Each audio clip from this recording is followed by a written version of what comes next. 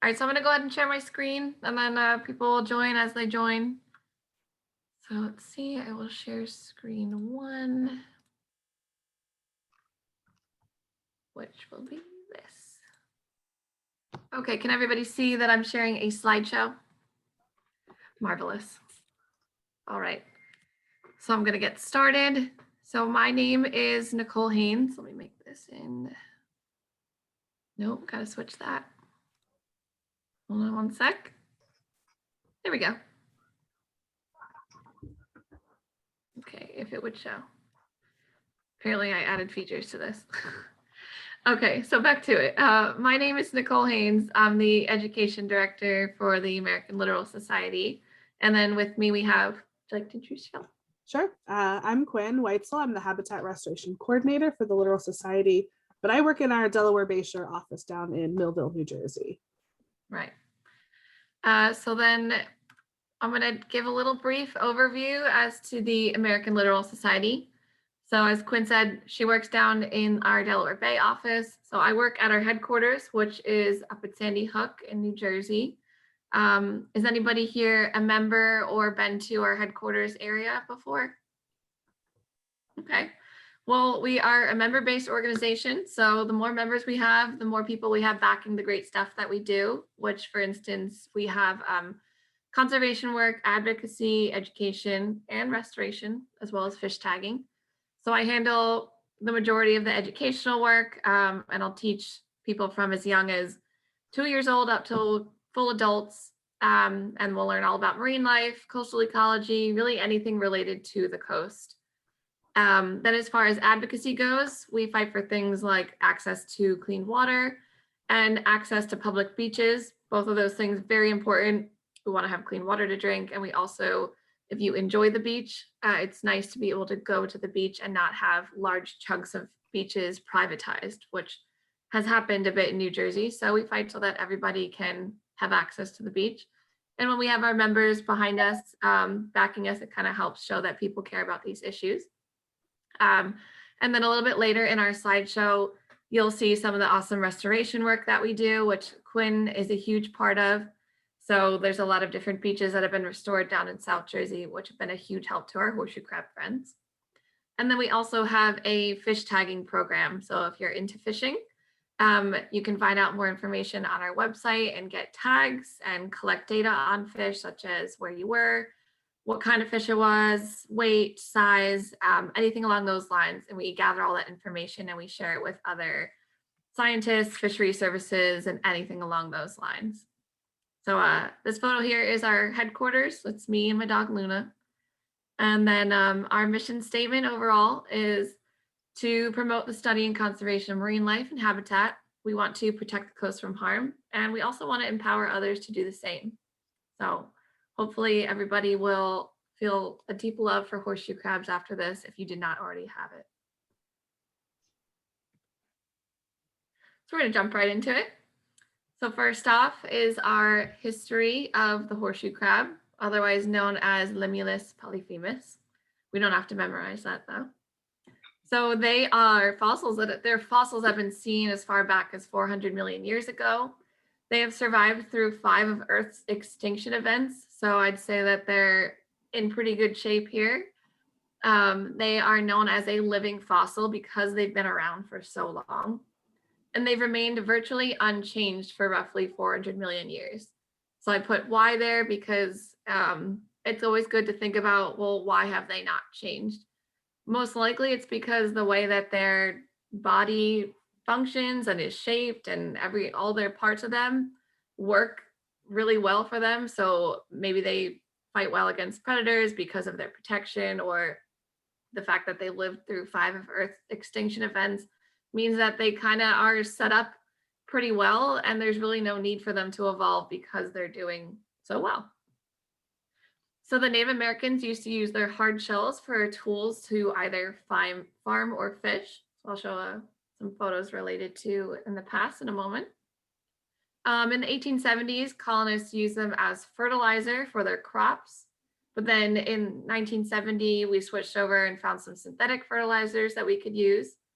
And in the 1990s, commercial fisheries harvested horseshoe crab for bait, which is still done here and there, but there have been limits put to kind of what people can gather because of horseshoe crab numbers that have declined over the years. So we take a look at this photo here. This shows back in 1922. I have personally never seen this many horseshoe crabs in one sitting. I know that we can get a good grouping of them down in South Jersey, but not this many. So these are being harvested to be used for fertilizer. So that is a whole ton of horseshoe crabs, and it's very different than how we harvest them today to use for medical purposes, because we will harvest them, take some of their blood and release them back, whereas these guys are going to probably be killed off and then used for fertilizer, unfortunately. So I have a few facts about our horseshoe crab friends. They are more closely related to spiders than they are crabs. They can live roughly 20 years, little more, little less. They take about 9 years to mature, and they can molt up to 18 times before reaching sexual maturity. So typically they'll molt about 6 times within their first year. And I have a few, if you can see my little face, I have a few molts right here in a Tic Tac container. I was just showing this to Quinn earlier with myself. So these are most likely from their first year of molting, but super, super small, kind of like how a snake would shed its skin. Horseshoe crabs will molt out of their shell and then grow bigger and stronger. They have blue blood, which we'll talk on a little bit at the end of the slideshow. And they'll eat things like clams, worms, and other kinds of benthic organisms. And if anybody has any questions throughout, you can unmute yourself, put it in the chat, or hold on to it till the end. It's up to you. So here we'll take a look kind of the morphology of the horseshoe crab. We don't have to go into extreme detail because we don't need to memorize every single part of the horseshoe crab, but just to kind of overall see how they're made up and the differences possibly between male and female. So, oh, hold on. Okay, so they have, benthic organisms are creatures that are living like near the bottom of like our bays or oceans. Good question. So we take a look here. Unfortunately, I don't have a live horseshoe crab because I'm sitting at home in Jackson, so that would be a little weird if I had one. But by looking at this picture, we can see the different parts of our horseshoe crab. So if we start at the end here, this is their tail, otherwise known as a telson. So if you ever see these horseshoe crabs on the beach and you want to pick one up, I would highly recommend not picking it up by their tail, because that would be like if a giant came over and maybe decided to pick you up by your hair. So we don't want to do that. That tail is important for them. It helps them with kind of navigating in the water and then flipping themselves over if they find themselves on their back on the beach. So they don't want to be vulnerable. They want to have that shell protecting them. So they'll flip themselves over. Then we just have the Abdominan. They have a bunch of different eyes, which we'll see in the next 2 slides, and kind of how they play different roles. They have something called book gills. So these book gills, if you can see my mouse, they're green in this picture, but they kind of look like the pages of a book. So easy to remember there if you're looking at it. And then we have their different appendages here. So they have their walking legs. They have, we'll see the male and female will have a different front 2 appendages here. So we'll take a look at those slides.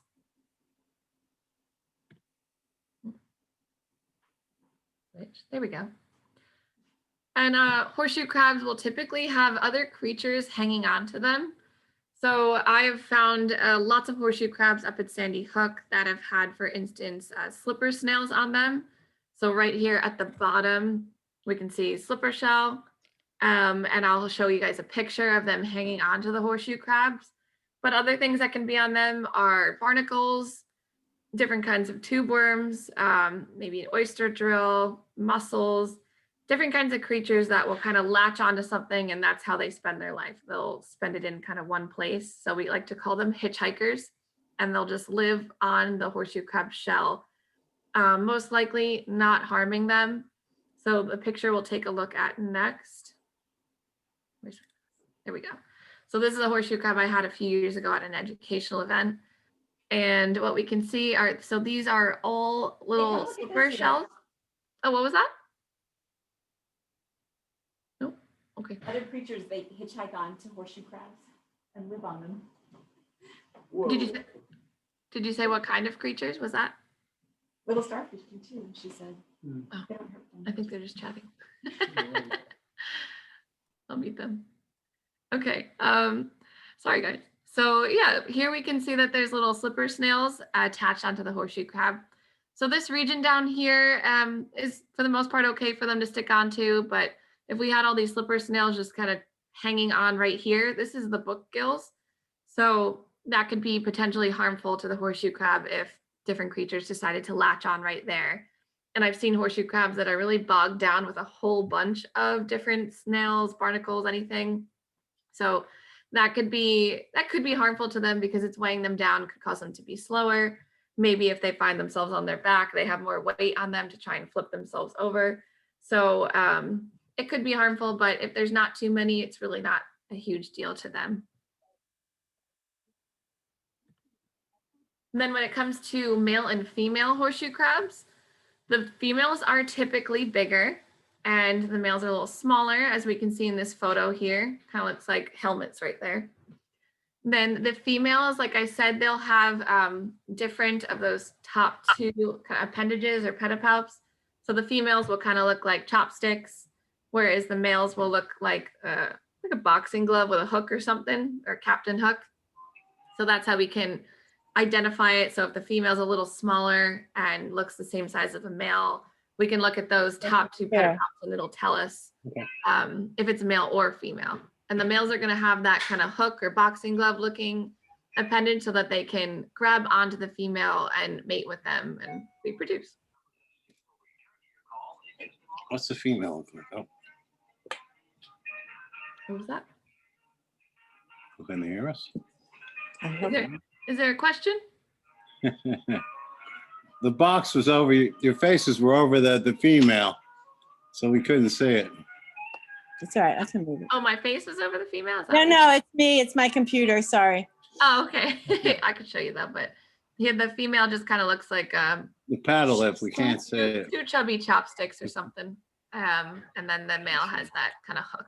Can you minimize I, that? Oh, there you go. I fixed it. Thank you. Okay, great. So then if we Okay. take a look at the different sight organs on a horseshoe crab, they have many different eyes, but not all those eyes are necessarily seeing as our eyes do. So this slide right here will kind of point out the different kinds. They have median eyes, rudimentary lateral eyes, compound lateral eyes, most of them being on the outside of their shell here. But some of these eyes will just kind of help pick up on different light. I don't know the exact particulars about what each eye does. Quinn, if you know details on that, you can talk on it. If not, Yeah, I mean, most of them are just like light sensing organs that helps them tell the difference between night and day. I think one of them, I don't remember which one, helps them sort out where the horizon is. But I think, yeah, the only ones they actually see with are the compound eyes. okay, great. Thank you, Quinn. So yeah, so most of their eyes here will just kind of help with light sensing. And like Quinn said, they'll see out of the compound eyes. So then as far as mating goes, a female may have 5 or more males attempting to mate with her in a single egg laying episode. So I took some of these photos here, I think like 2 years ago, with our larger female. We can see right here and a bunch of males kind of fighting to mate with her. And then in the second photo, quite many more males trying to mate with her. So they will, like I said, a few will attempt to mate with her in her egg laying episode. And then during spawning, the female crab will partially bury herself in the sand while she will deposit a cluster of about 4,000 tiny green eggs, or they can kind of be like pastel-y colors as well. We'll take a look at those eggs. So here we have a few different photos of horseshoe crab eggs. So the photo on the left here, they all look like different close shades of green. The bottom right, we kind of see some different pastel colors. And then up in the top, so this horseshoe crab looked like, unfortunately, it was killed. And what we can see is where the eggs are kept underneath the shell and all of the different body parts on that horseshoe crab. So she will lay thousands at that one time. And then here's just a little look at some horseshoe crabs and their eggs under a microscope. So we can see them at their young ages here. Kind of almost looks like jellyfish if you look real quick. And then horseshoe crabs play a very important role to a bird that stops by to our area. So this is called the red knot, and we can see the bird in the upper left hand right here. So the red knot makes a really long journey, as we can see, from Tierra del Fuego all the way up to their breeding grounds in the Arctic. But they make a stop right around our region of the Delaware Bay and different areas of New Jersey.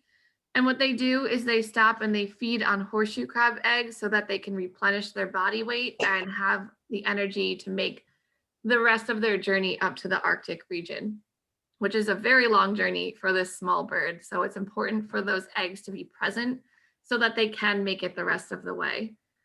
So they will be looking for these tiny eggs as they maybe unveil themselves in the sand or wash up from water, and they will feed on them until they have replenished their energy and finished their journey. So it's very important that horseshoe crabs have beach and sand and area to come up to mate and lay their eggs. And then if we, I missed the question from Jan, what's the ratio of male to female general population? That I'm actually not sure on. Quinn, do you know the answer to that? Yeah, so on the beach, you'll see like every 6 males, you'll see a female. And in the bay, when they're not spawning, it's more of a 1-to-1 ratio. And the reasoning for that is because the females don't come up every single high tide to spawn. She'll only come up about 20 times throughout the season, whereas the males will show up at every single high tide. So it looks like that there are more males in the general population, but it's actually closer to a 1-to-1 ratio. Awesome. Thank you, Quinn. I didn't know that. So then if we take a look here, we can see the blue blood that I talked about a little earlier. So the horseshoe crab blood is pretty much bright blue, sometimes can look a little metallic-y, but it contains a really important immune cells that are exceptionally sensitive to toxic bacteria. So when those cells meet invading bacteria, what happens is they clot around it, and then they'll protect the rest of the horseshoe crab's body from toxins. So what we do is scientists will use this kind of blood cell to develop and test different vaccines or antibiotics that we make. And the test is called LAL, which stands for Limulus amoebocyte lysate. But most people just say LAL. And it will help us in the development of vaccines and different kinds of medicines to know that there are no harmful bacteria in that.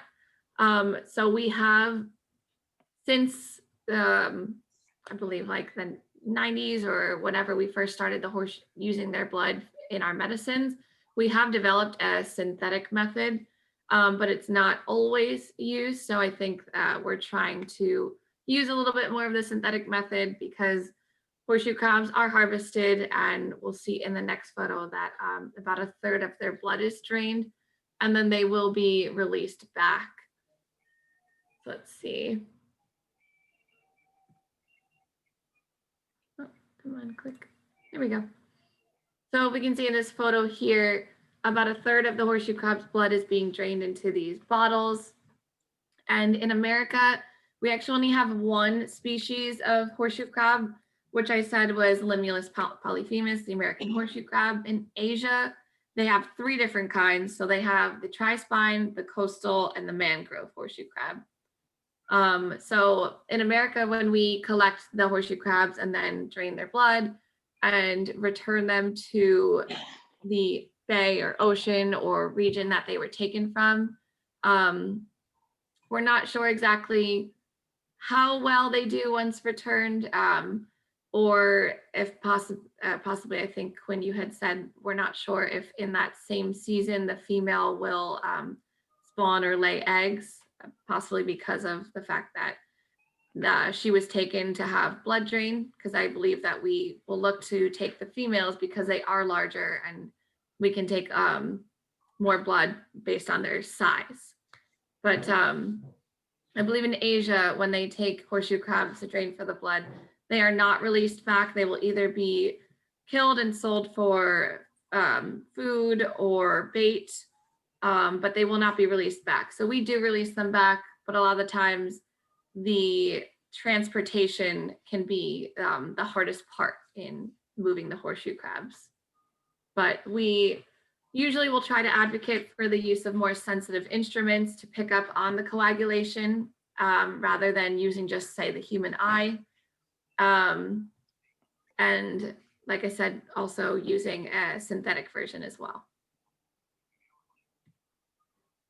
So I'm going to let Quinn go ahead and take over and talk a little bit about tagging and restoration.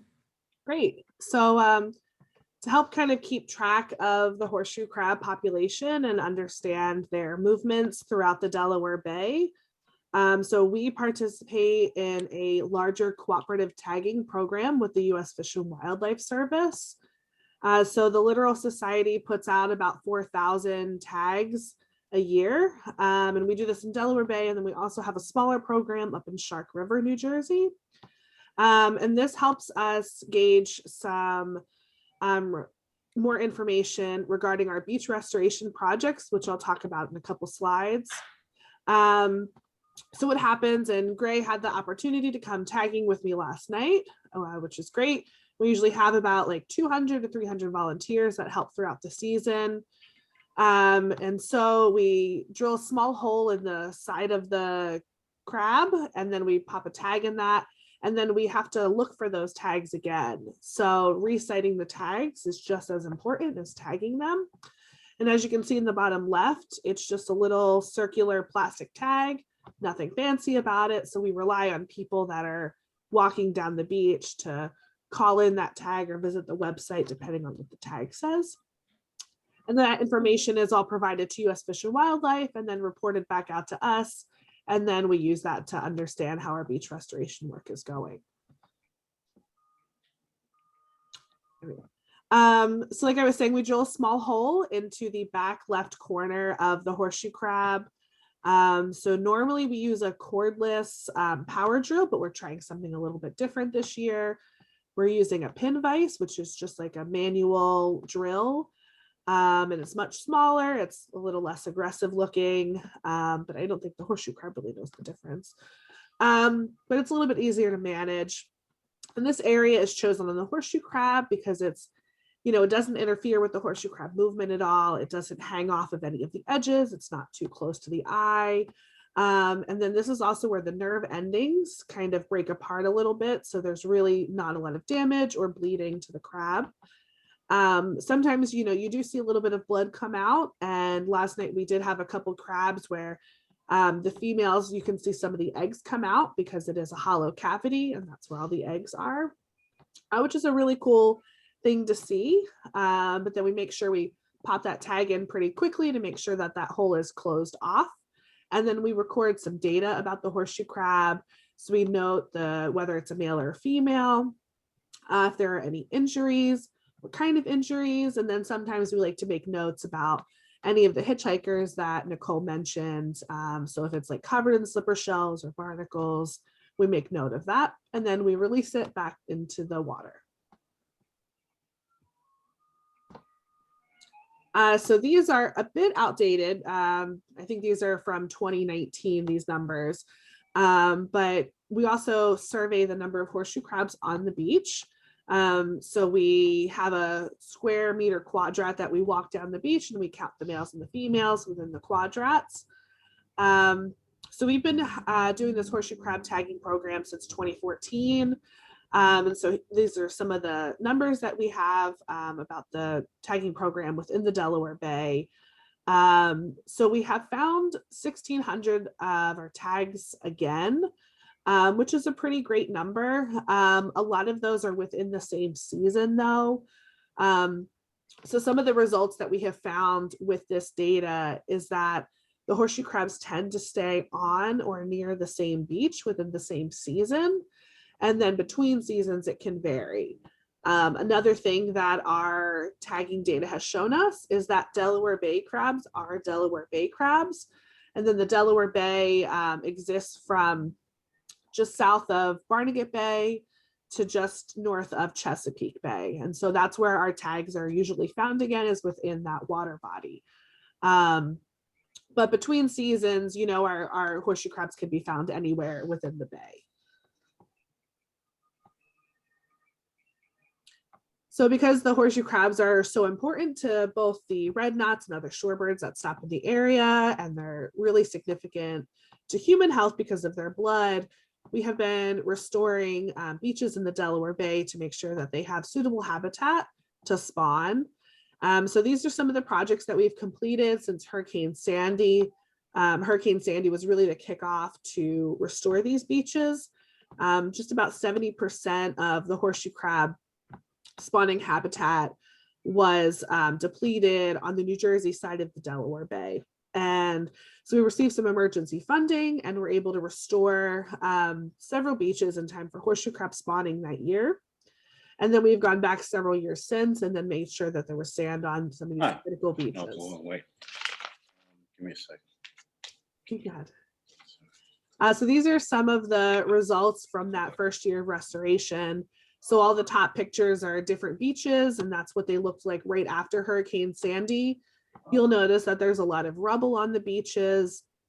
The Kimball's and Moore's Beach specifically, you'll see that there's a lot of peat. So this is exposed old marsh, which is not a great spawning environment. If horseshoe crabs lay eggs there, the oxygen levels are too low, so the eggs won't survive. The Pierce's Point Beach, you can see that there's an old bulkhead that is covering the beach, which will not allow the horseshoe crabs to come through and spawn on the beach. The bottom pictures are what the beaches look like right after our restoration work. So we truck in sand from upland quarries. We use Stockton University to help design the beach profile. So where the sand is going to go, what grain size we should use. And then we also use local contractors. So we're helping to stimulate the local economy in South Jersey by using local contractors, and they grade all of the sand and deliver the sand to the beach. So this is what it looked like after restoration, and you'll see the Moore's Beach picture all the way to the right. So we finished that beach right before horseshoe crab spawning that year, and the horseshoe crabs showed up, which is great.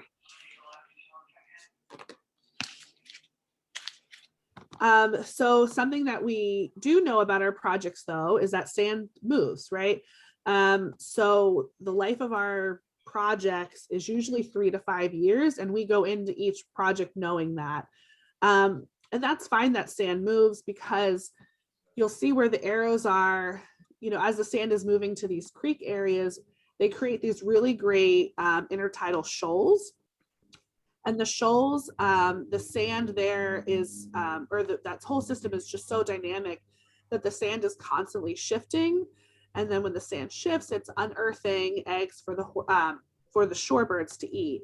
But they're shallow areas, so the horseshoe crabs also really like to spawn there. So it's perfectly fine that the sand moves.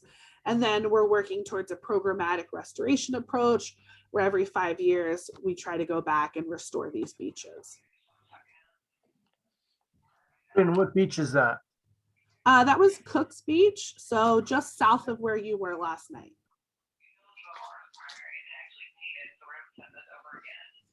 And so a new project that we were looking into this past season was repairing overwash areas. So the Delaware Bay historically was the marshes were farmed for salt hay or Spartina patens. And over time, that really changed the hydrology and the elevation of the marsh. And it can't compete with natural rising sea levels and then also climate change. So as the tide comes in, it washes the horseshoe crabs back into these low-lying marsh areas, which is the picture in the middle there. You can see how the sand is kind of fanned out into the marsh. And the picture to the left was taken 2 years ago on Memorial Day weekend, which is usually like our highest spawning time of the year. And all of those horseshoe crabs were trapped back into the marsh as the tide went out. And so we had a lot of volunteers come and help move them out of the marsh and rescue them. But this is happening at a lot of critical beaches along the bay. So this year, the project, instead of building out a full beach template to restore the beach, we focused on these overwash areas. And so we build up a berm in front of the overwash because we don't really have dunes on the Delaware Bay like you do on the Atlantic coast, but we do have these kind of berms. So we put up sand against this overwash area, and then we planted it with dune grass, and that dune grass has really great long root systems that will anchor in that sand, and then really long leaves to also capture any sand that's blowing around on the beach.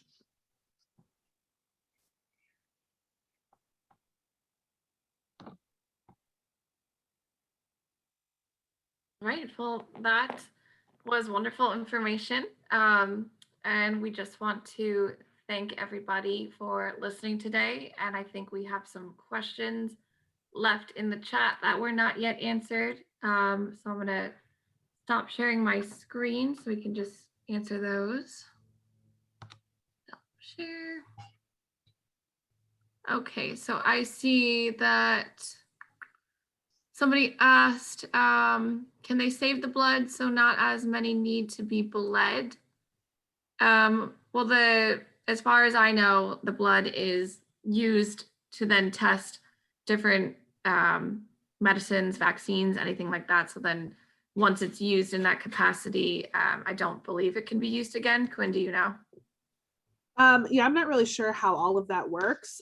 So one of the issues is that the bleeding facilities are not regulated.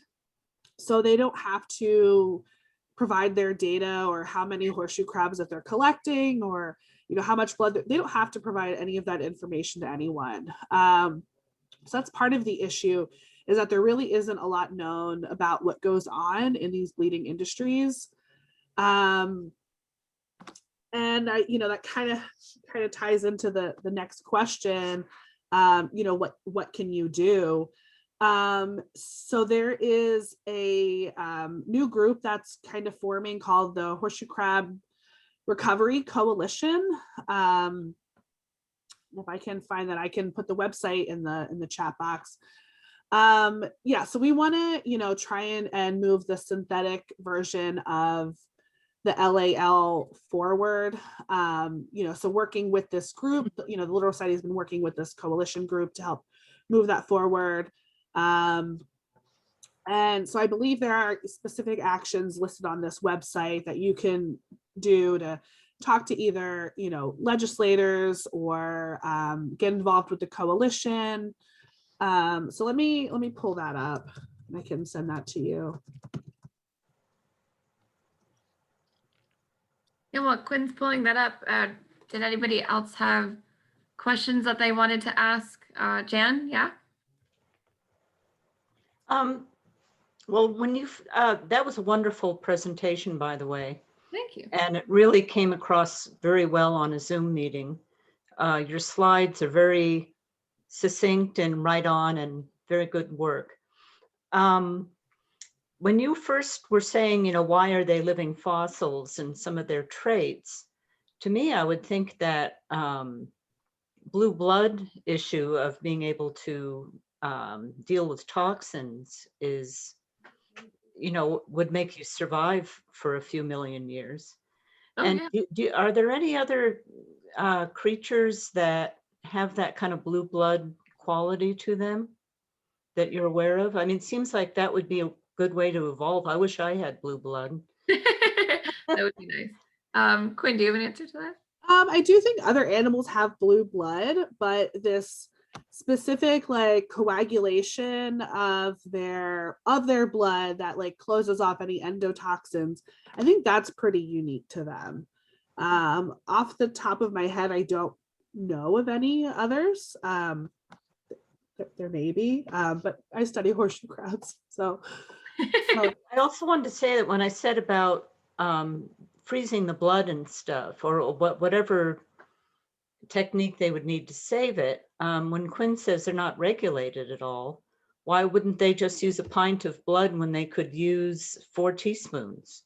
You know, so the kind of ratio of what you need to test whatever they're testing, if it's not regulated, what do they care if they throw away a lot of blood? So it wasn't so much that they're going to recycle it as are they being cognizant of how much they really need to do their tests? You know, Yeah. just Yeah, I think that's part of the issue, right? Is that, you know, these companies are not regulated by anybody. So they don't have to disclose any information. I don't know what their standards are for collecting or, you know, they do have to release them alive. And I think they're allowed a certain mortality with that. And the numbers, you know, the estimation of mortality in the industry is varied, you know, depending on who you're talking to. So if you're talking to somebody from the bleeding industry, it's closer to this like 15% that I think they're allowed. But if you start talking to conservationists, you know, you start reading stuff up to 40%, and it's just not, you don't know because they don't have to disclose that kind of information. Right. So we just kind of teach what we know based off of articles or what they release, because that's what they want to release. But because Quinn and I and others don't actually work in the lab doing that kind of work, we don't really know what actually goes on behind closed doors. Greg? Yeah, that was terrific presentation, Nicole, and also Quinn. So thank you. Does Fish and Wildlife list them as threatened, or are they endangered, or what is this current status? I don't believe they're listed as endangered or Threatened? threatened. Look that up real quick. Or while you do that, let me ask you another thing. So is this month, well, you know, like the May 7 to June 7 period, is this the only time that they all come on shore to spawn at this moment? Is this it? And then the rest of the year, do we not see them massing like this, or do the residents there, do they see them all year round, or how does that work? Yeah, so May and June are the /2 months /season when, yeah, they will come up on our beaches and they will spawn and lay their eggs. Outside of that, yeah, we don't see them in these areas. So this is kind of their time. And then it's not known exactly where they go outside of these 2 months. The only time I've ever seen a horseshoe crab outside of May or June is if it washed up and it was dead. That's all that I've seen. Okay, and if I may, you know, last night and before, when I've gone to see them at this time, there seems to be so many dead ones. So is it just that why does it seem like there's so many dead ones on the beach? Do you have an answer to that, Quinn? Oh, I do. Yeah. So, real quick. So they are near threatened, Okay. and that's by the IUCN, which I was just trying to figure out what that stands for. But anyway, I don't want to get distracted. They're near threatened by the IUCN. Mhm. But you know, in New Jersey, they're not listed as threatened. So the reason that there's so many dead on the beach, so if they get turned over, their gills, although they can stay out of water for a period of time, once those gills start to dry out in the sun, if they're not able to flip themselves back over with their tail, they'll dry out and die. Also, the gulls really like to start, kind of pecking at them, which is why it's so important that their tail is fully intact. If they're missing any part of that tail, they won't be able to flip over. So that's why you see so many on the beach. Although, sometimes they're left over from the previous season, especially if they're much further up in the marsh and they're dead. The tide carries them out, but sometimes if the tide doesn't get all the way up there, they end up back in the marsh. Okay. Great questions. And can I ask one more? I'm sorry.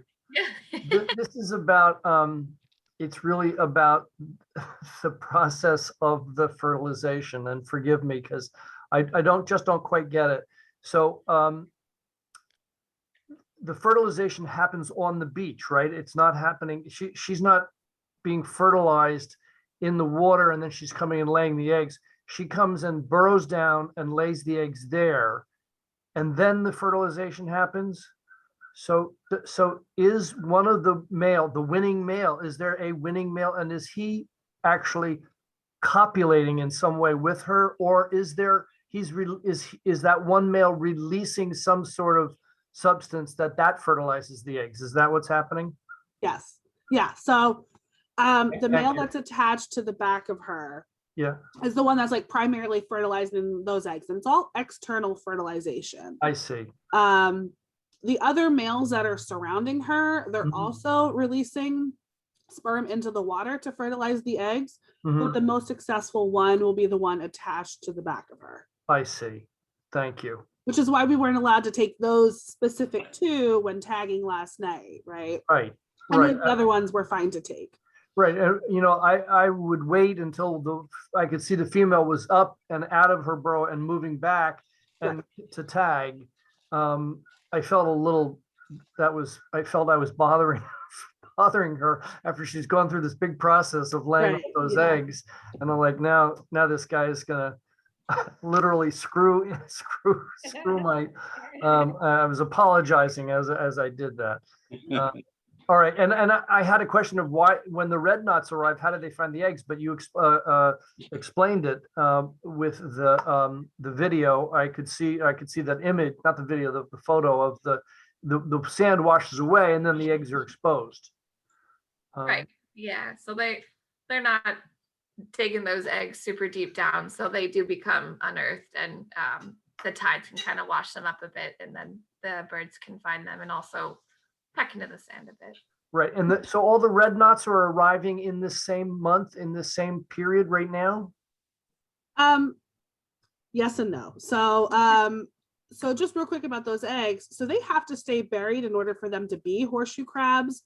So they're not like having a negative impact on the horseshoe crab population by eating these eggs, because they're at the surface. They were never going to hatch Oh, to begin with.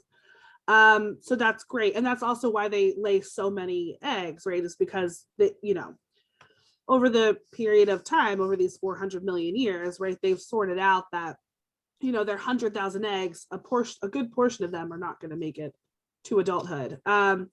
So the red knot and shorebird migration is timed pretty well with the horseshoe crab spawning. However, there are some years, and this is probably going to become an issue, as our climate continues to change. So last season, we had pretty warmer waters at the end of April because we had a mild winter. And so the horseshoe crab started coming up at the end of April, which does happen sometimes. But then we had some coastal storms like the second week of May, which is usually when the red knots come through. And the coastal storms dropped the water temperature, which pushed the horseshoe crabs offshore a bit.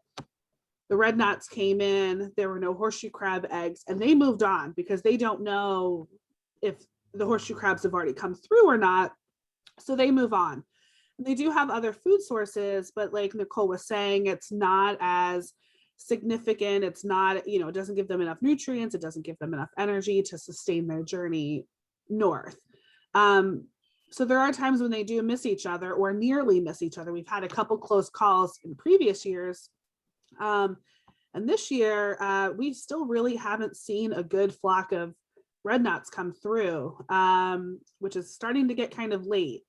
We were told by the shorebird team that there are some northern winds that are keeping them offshore a bit. There's also some talk that maybe they went to the Atlantic side this year. But the last count from a few days ago was that there were about 3,000 to 4,000 in the bay. A couple years ago, we had 2 years ago, we had 30,000. So we don't know if they're just not here yet. We're not really sure what's going on. But we're coming into like the largest, the highest spawning time of the year. So we're hoping that that'll time with the red knots and the shorebirds coming in. Thank you so much. Yeah. Awesome. Jan? Hi, I don't know how your time's working, but because of the pandemic, did that have any influence on like human traffic around that area? I'm sorry, I'm not aware of where this is happening because I'm in Denver, but is that an improvement if there aren't as many people out there? Or does it matter? Is that, yeah, I can answer that. So there were more people around. So on the New Jersey side of the Delaware Bay, we restrict or we limit access during the month of May to allow shorebirds to feed without being disturbed by humans. And that's during the day while the shorebirds are out on the beach. At night, you're welcome on the beach. But that way the shorebirds can conserve any energy and they're not constantly flying away from humans or dogs walking on the beach. And last year we really had a lot of people show up at the Delaware Bay beaches because they're less frequented by recreational beachgoers because you don't have lifeguards. It's not as great swimming conditions as it is on the Atlantic side of the beach. But because those beaches were really crowded last year, we did see a lot more people coming to the Delaware Bay side. And this year is kind of the same thing. We're seeing a lot of people visit the Delaware Bay beaches, which is not having an awesome impact on some of these shorebirds. We are having some issues with people, going on the beaches and not necessarily harassing the wildlife, but, disturbing them while they are trying to feed. But we've also, the pandemic has also kind of impacted the research side of this as well. So the shorebird team in the off season, they go down to Brazil and study the red knot population down there when they're, on their way back. But due to travel restrictions, they weren't allowed to go down and study them this past year. Last year, we also, because of travel restrictions, we didn't have a larger shorebird team to come and study them during the migration. A lot of the horseshoe crab spawning surveys and tagging weren't done last year because we weren't allowed to be with the public. So the pandemic has definitely had an issue, both from human presence on the beach and then also kind of this research gap as well. Awesome question and very good answer. I see, we'll get to the background information for our positions, but I see Patricia wrote, has the production of COVID vaccines impacted how many crabs have been taken? I don't think I know the answer to that. Quinn, do you have any information on? Yeah, so I was reading an article the other day that there believes to be a pressure on horseshoe crabs, and it makes sense because, with this large rollout of the COVID-19 vaccine, obviously there's going to be more pressure on this population. But as far as like the direct, like hard numbers about how that has affected them, I think is still unknown. But I imagine that it is going to have quite an impact on the population. Mm-hmm. Awesome. And then, lastly, I see Amy asked if we'd be willing to share our educational background. So I guess how we've gotten to the position. So sure. I went to Ramapo College in New Jersey, and I did environmental studies. And then during that time, I held an internship where I worked out in marshes and studied invasive species. I worked for Monmouth County Park System, being an educator. I worked as an environmental scientist for a bit, doing phase 1 site assessments. And then I found myself in the role that I'm in now. And also I was a a beach lifeguard for a bit. So it just kind of helped build up my love for the shore and the environment as a whole. So I went to Stockton and got a bachelor's in marine science. And then I had like a camp counselor job and some other like environmental education jobs. And then I did a AmeriCorps program with the New Jersey Department of Environmental Protection. I was a watershed ambassador, which was a really great program. I recommend it to a lot of students who are coming out of college and just trying to figure out what they want to do. We had to partner with a lot of organizations and do partnership projects, a lot of educational programs. So my office was across the street from the American Littoral Society. So I partnered with them on a lot of projects. And then once they were hiring, I was kind of ending my term with AmeriCorps, and that's how I ended up here. And then I'm currently going back to Stockton for a master's in environmental science.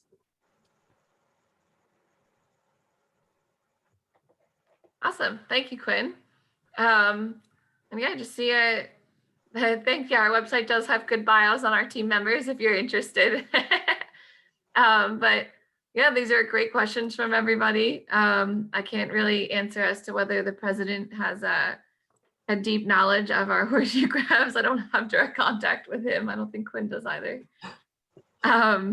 But I hope everybody learned a whole lot. And I know some of you have gotten out and actually tagged horseshoe crabs and helped them in person. If you haven't and you have the ability to, definitely get out there. We'll be having some educational walks, at least up at Sandy Hook, guided by myself. And then Quinn and some of her coworkers will still be tagging and monitoring down in South Jersey. So if there's availability with them, then that's an option as well. But I thank you everyone for listening. Thanks so much. Thank you, everyone. So have a great day. Take your knowledge and share it with the world. So much. Thank Bye, you very everyone. much. Thank you both very much. Yeah, no Thank problem. you. Yeah. Wonderful. Bye. Bye-bye. Thank you. No, You look familiar, the guy Gray or whatever his name is. no, I don't know if I He must click. have your camera turned off. Yeah, I don't know if it's there or there.